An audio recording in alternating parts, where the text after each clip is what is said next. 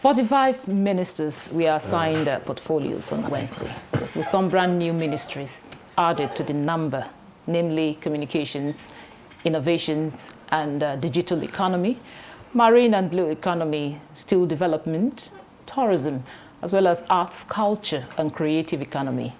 The Ministry of Environment now has ecological management added to it, while the Health Ministry will also oversee social welfare. Science and technology is to also cover innovation issues, while aviation will oversee aerospace development.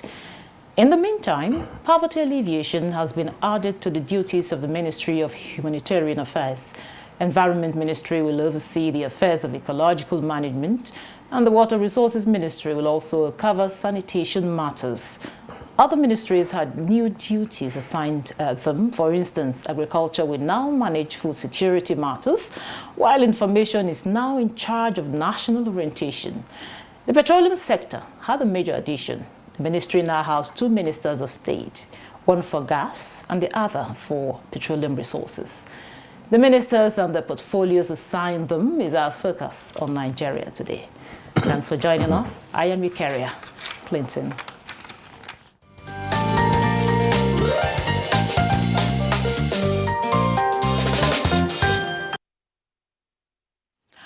Joining me to speak on the ministers and their portfolios is Dr. George Abakahe, Managing Director, Media and Capacity Development Consultant. He's also a political and public affairs analyst. Welcome to Nigeria Today. Thank you very much for having me. It's a pleasure having you always here. And also joining us is Comrade Dominic Ogaku, President, Civil Society Group for Good Governance. Is also a public affairs analyst. Thank you so much for coming. Thank you. So I'll start with you, George. 45 ministers have been assigned so far to implement the Renewed Hope agenda. Now, what can you say about the names and the portfolios assigned? Well, I believe today is a good day for the country. When you do a critical analysis of the ministerial designate, you find out that it's an excellent team composed of individuals with various backgrounds. Some are core politicians, some are technocrats, some are women leaders, youth, different kind of people. It's an excellent combination. And I believe I want to really congratulate Mr. President for making a pretty good choice, in the appointment of these ministers. And I am hopeful that they will make the country proud. When you look at them, you find out that there are core professionals. When you look at people like Wale Edu in the economy, you look at Dr. Pate and Alawasa in the health, look at Musawa in arts and I think arts and I don't know if it's culture also, Beta Edu, a core professional in the medical area. So there are very many of them. And you look at people that had performed excellently in their previous positions. Somebody like Nyesom Wike, like him or hate him, he's a performer. He did pretty well in Rivers State, performed beyond measure. Look at the former governor of Ebonyi State. He's a performer. He did pretty well. And, the Ministry of Works, where he has been assigned to, is an area that he has done very well when he was a state governor. So I believe is a pretty good team, but the most important thing is that I would also want the president, to be checkmating the ministers, unlike what has been happening in previous administrations. There has to be, a way that they can be monitored in terms of performance. Any of them that is not performing, at some point need to go, and we get another one. Thank you very much, John. Now, Dominic, talking about the youth and the women you know, the president had promised in his inaugural speech on May 29 that he would feature the youth and women. So did you see that happen in this ministerial list? Not as it's supposed to be. He did his best. I'm sure the selection process was kind of difficult for him. I expected more young people in his cabinet to give Nigeria the required startup. You see, government all over the world is actually including more young people, given the fact that the times that we live in is actually for young people. Now leadership is technologically based. A lot of issues are driven by technology. And you know, this is the space for young people. This is the generation. So we're expecting that more young people would have been given a chance. And but to a large extent, he did his best. At least we have a young person in the person of a woman. My own very minister, 36 years old, Betta Edu, a medical practitioner and all that, to man a very strategic position. But what we expected is that I think the quota would have been more than what we have at the moment. But it's a first start, like my colleague just said. I'm hoping that everything should be based on performance. And peradventure, these performances are not seen, then it becomes very urgent, very necessary for the president to keep his big stick close by so that he can wield it at the slightest opportunity. Well, we want to believe that part of what he has done is to see how to balance between politicians and technocrats, given the fact that he's a president who is conscious of elections, who is conscious of payback, who is conscious of the promises he has made to those who have supported him greatly. But I want to believe that these people will also be judged by Nigerians, or what will keep them in that position is how much they will perform, how much they will deliver on the assignment that's been given to them. A very critical area which I'm concerned is the Ministry of Steel Development. And the president, what he has done, has actually identified that as a basic challenge for our country. We have Ajaokuta Steel that can solve millions of the unemployment challenges that we have, that can solve millions of the production or the productivity in terms of manufacturing that we have. So given the fact that he has identified that, it shows that there's a direction. There's already a lead as to solving the challenges, the myriads of challenges that confront our nation. It's a mixed feeling for me. I'm waiting to see their performance before I would actually know exactly my take on this matter. But given the qualification and the positions they are given, the portfolios they are given, would you say it's putting a round peg in a round hole? Yes, I can say to a large extent between 60 to 70% round peg and round hole. We still have issues concerning the Ministry of Defense, because these people, we don't know their background, there's no military background as to, because when you're talking about a minister for defense, ab initio it has been people who have a background in military operation. We know that this is administrative, but then that would give you ample opportunity to have a wider view in terms of the issues surrounding, and you know, one of the greatest challenges we have as a nation is insecurity. So for that, I do not actually know what informed his decision to bring both the minister, the substantive minister and the Minister of State in that regard. Okay. But I'm hoping that he will be able to, with time, we'll be able to see what... I truly beg to differ with you in respect of the portfolio of defense. I personally believe that it's not a must that the Minister of Defense would be a former military general. Because in the past, there has been cases where the minister has been at loggerhead with the military chiefs. Mind you, most of the ministers are perhaps 10, 15 years older than the current military chiefs. You know, and ministerial duty is predominantly administrative. You know, so at some point, these former army generals tend to control, you know, the army chiefs, or army chief, Navy, Air Force. Do you understand? In the sense that they were their juniors, all along when they were high up like generals. These people were like probably major. So I believe it's even better to have a civilian. Check advanced countries. Go to United States. You know, the Secretary of Defense, in most cases, are civilians. You know, and they do well. They do well. The current Secretary of Defense, either in I think in France, is a woman. Mind you, Condoleezza Rice at some point was National Security Advisor. You know, she didn't go to any military school. She was just a PhD, you know, in Chinese or in Russia. So it's more or less administrative. You don't need to be a military general. Listen, my point is very simple. I want to come in there, Now, what we are looking for is performance. Yes. Which is very, very, very key to all our discussion. But however, we're moving up to the before you go there, I'll move on to the next. Now, some new ministries were added and assigned, like we have the communication innovation and of course marine and blue economy.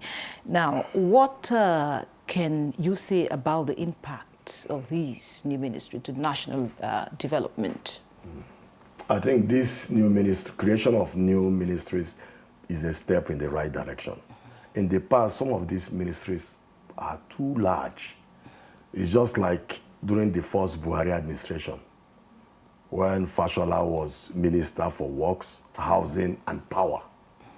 It was too large. He couldn't manage all of them, you know, to the extent that in his second tenure, you know, he had to now create that power from the Ministry of Power, Housing and Works. So I believe, you know, the creation of, is it the blue, what did you call it again? The blue, marine and blue economy. Thank you. You know, because in the past, Transportation Ministry is pretty large one. NPA, NIMASA, NOAA, they are all under transportation. You know, you find out that it's very difficult for a minister to manage it. So streamlining it is a step in the right direction. It's for, you know, effective delivery and efficiency.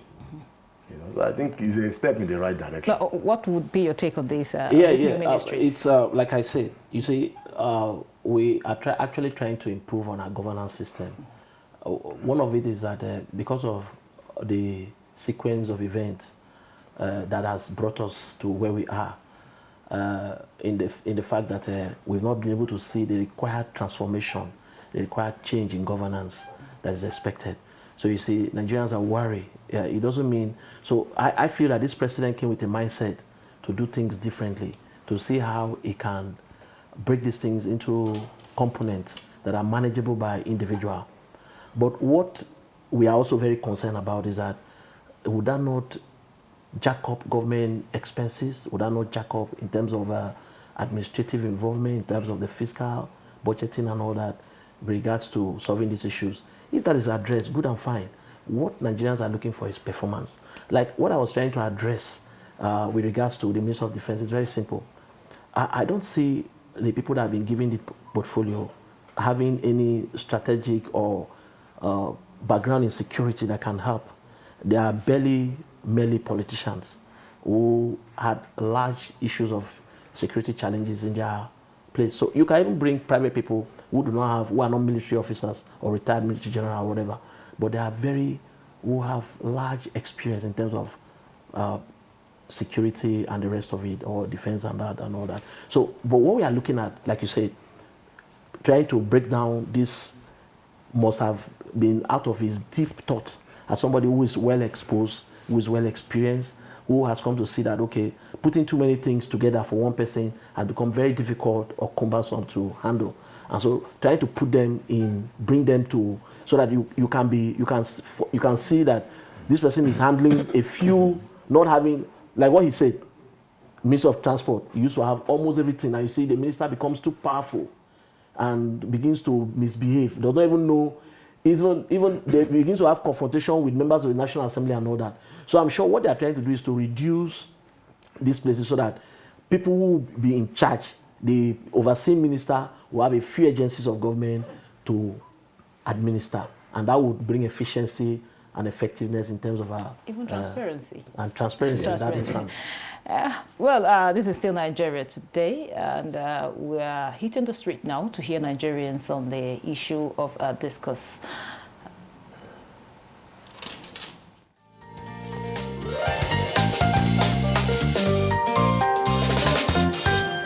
New ministries that have been created, like I think from the president's list, he splitted the Ministry of Youth and Sport that we used to know to the Ministry of Youths and the Ministry of Sports. So you have a minister for sports and you have a minister for youths. I think they should have been merged. To me, I think he wants everybody to feel belong. Well, it was about time, and yes, it's something that we have been looking forward to. You see, there are international best practices in these things. And when you look at, for instance, the Ministry of Maritime Economy, the blue economy, called Maritime and Blue Economy. We didn't have a deep sea port in Nigeria. All we have are river ports. But they are river ports. And what that translates to is that mother ships, big, huge ships, cannot enter into our waters. But now with the Lekki Deep Sea Port, ships that would have stayed in Seme, in Benin Republic, now enters into Lagos. In fact, Tinubu's government is so inclusive, involves every part of the country. I was so excited, I was happy.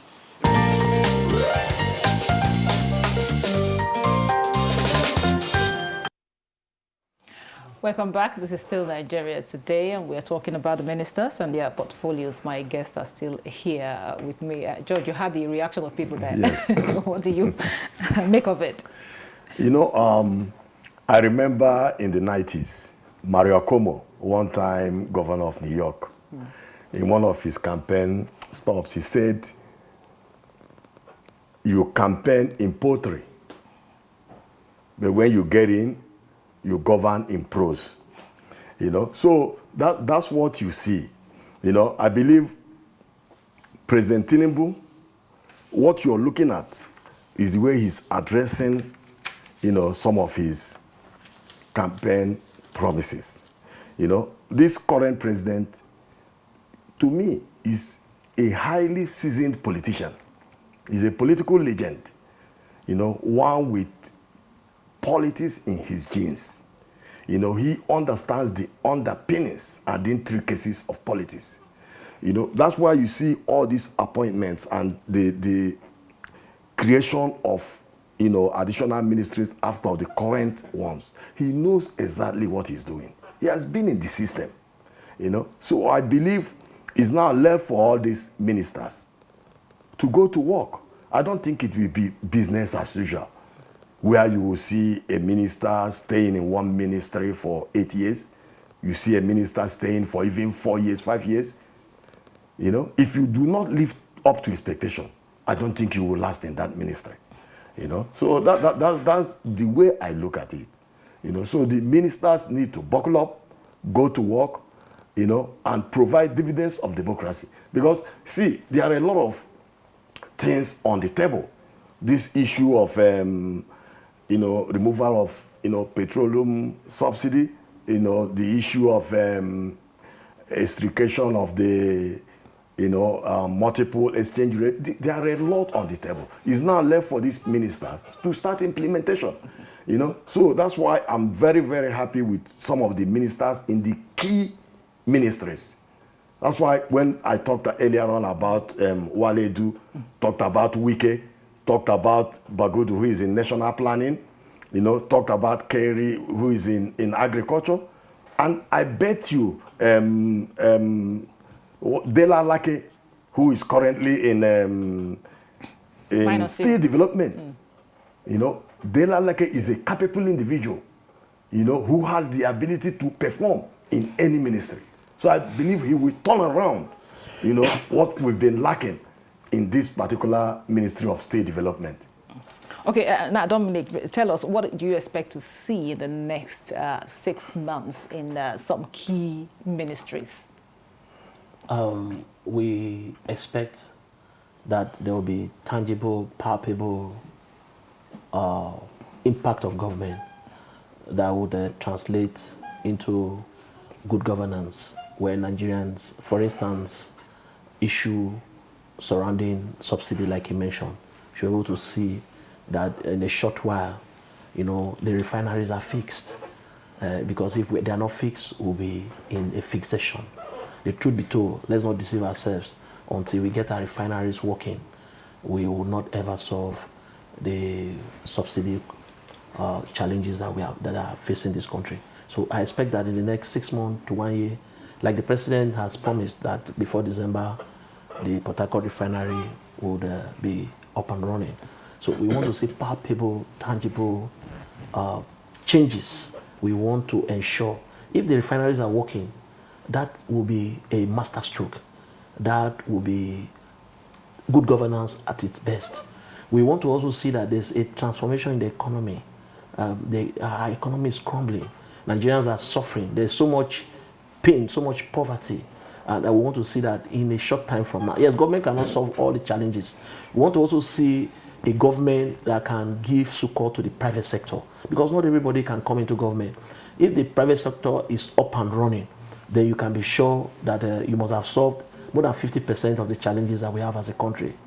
We want to also see that the youthfulness of our country is tapped, because the greatest asset Nigeria has is its people, the people of Nigeria who are ready to sacrificially do anything to see that this country moves to better grounds. And so we want to be able to see this in terms of how the ministers will administer. I talked about the Ajakuta Steel.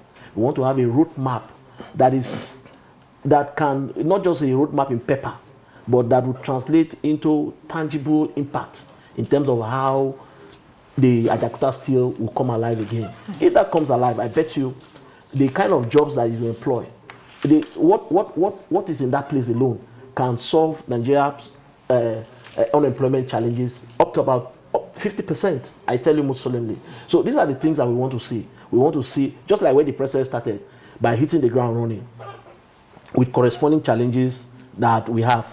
I want to believe that these challenges in due time, in a short time from now, I will have to stop become, I want to stop here, Dominic, so to allow George to speak. So to me, yes, the major challenge for the country is power. You know, and I believe power is literally the foundation of development in any developing country. You know, Nigeria currently generates about 8,000 or 9,000 megawatts, but at the same time, unfortunately, distributes about 4,500, whereas countries like South Africa generates about 60-something thousand. Even Egypt generates about 50-something thousand. So that's the problem. I believe if the president and his team, you know, can work like he has said during the campaign, electioneering campaign, increase, you know, the generation ability as well as distribution ability of the electricity industry. I think that would be a great one, because we need manufacturing to continue in this country. Okay. And there won't be any manufacturing if there is no adequate electricity. Okay. Now, there's something you said about performance. You talked about if they don't perform, that they should just be removed and replaced immediately. What time frame are you giving to them? Quickly. At least in the next 1 year and a half, if a minister does not perform, you know, our president did it in Lagos State. Okay. He's a performer himself. Thank you very much. And if you not perform, you will leave. Thank you very much. Thank you very much. And that's it on Nigeria Today. But before we go, we must thank our guests for their contribution. We have George Agbakahe, MD, Media and Capacity Development Consultant. He's also a political and public affairs analyst. Thank you so much for your contribution. You're most welcome. I appreciate it. And also we have Comrade Dominic Ogapo, President, Civil Society Group for Good Governance. He's also a public affairs analyst. Thank you so much for your contribution. You're most welcome. And to our viewer, thank you for always being there.